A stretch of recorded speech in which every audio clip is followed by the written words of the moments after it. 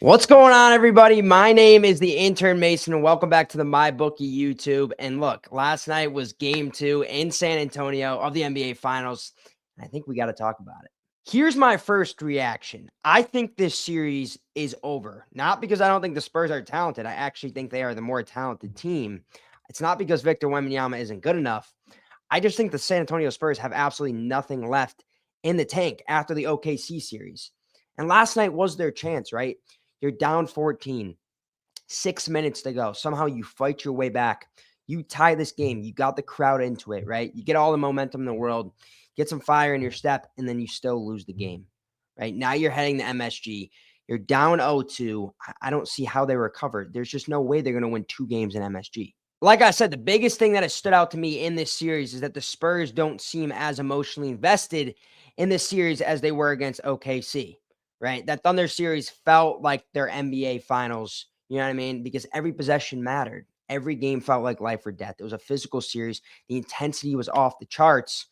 And even you had Victor Wembanyama admitting after the game last night that he didn't do a good job recovering emotionally from the emotional highs of the Western Conference Finals. Let's watch that video. Would have been better in recovering from the high of the conference finals.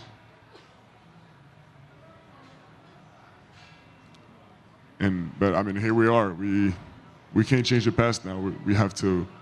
We're already focused on game 3. I mean, that just seems like he's emotionally drained. They're done. He didn't recover from the emotional high against the Thunder. I mean, Wemby, let me just say, Wemby must really hate the Oklahoma City Thunder because that was kind of their Super Bowl. And when you have your best players saying that publicly, it tells me what we're all seeing, right? This team is emotionally drained. They look exhausted, and the Knicks are taking advantage of this. Now, let's talk about game 2 because this was the gut punch, right? The Spurs look dead for most of the game. And all of a sudden, they wake up, right? They go on a run. The crowd gets into it. The Knicks start tightening up there a little bit, you know what I mean? And I'm sitting there thinking, okay, maybe San Antonio is going to somehow steal this one after being down 14. And then everything falls apart. Wemby starts hucking threes. He turns it over, right? And then he fouls Brunson. And then he proceeds to miss the potential buzzer beater game-winning shot. Brutal. Because if you're the Spurs, that game obviously was a must-win. You had home court, you know what I mean? Like, you can't go back to MSG. You can't go to MSG down 2-0. Right? And you fall all the way back and you still couldn't get it done, right? This feels like the moment the series slipped away from them. But let's give the Knicks some credit because they have been unbelievable through 2 games. Let's start with Karl-Anthony Towns. I mean, this dude was taking it out of Wemby all game. He's been incredible. He's attacking. He's making shots. He's making plays. He's creating matchup problems all over the floor. I mean, like, if you just watched, he's passing the eye test right now.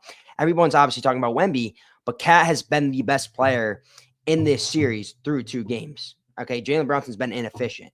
So, in my opinion, Cat's been the best player. If we're talking about a Finals MVP right now, he should arguably be the favorite. I'm taking Karl-Anthony Towns. And there's Landry Shamet. I mean, how many big shots is Landry Shamet going to hit? It feels like every time the Spurs start to make a run, it's like, boom, Shamet has the answer with a 3.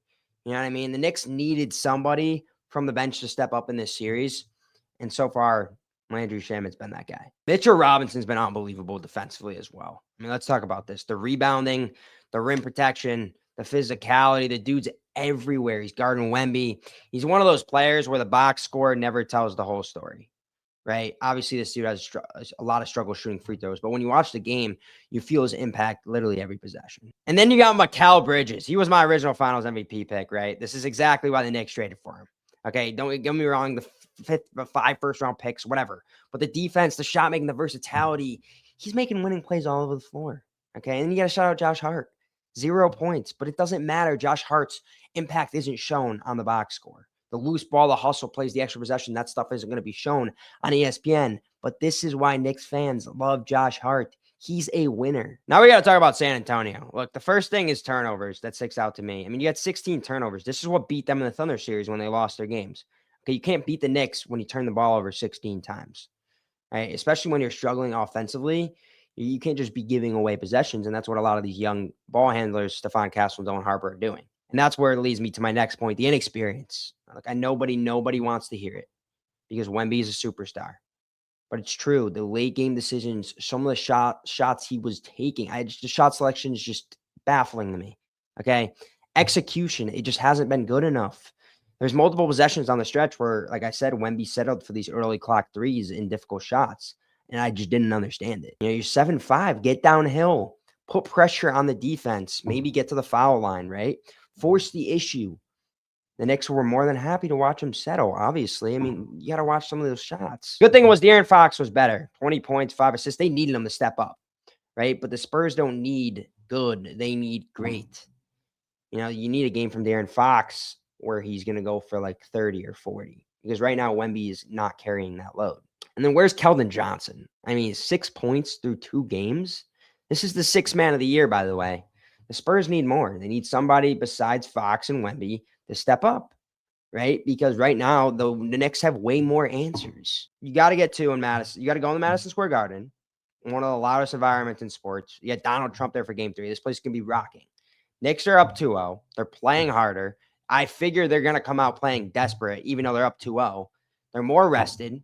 And right now, they're the better basketball team, okay? Like I said, I expect New York to come out firing in game 3. The crowd is going to be insane. And unless something changes dramatically, this series is over. 9-6, not in 7. I think we're talking Knicks in 4 or 5. Like I said, the Spurs look exhausted, and the Knicks look just the more hungrier team. And through 2 games, that's been the difference. Let me know what you guys think in the comments. Do you guys think the Spurs can make this a series, or are the Knicks about to win their first NBA Finals in over 50 years?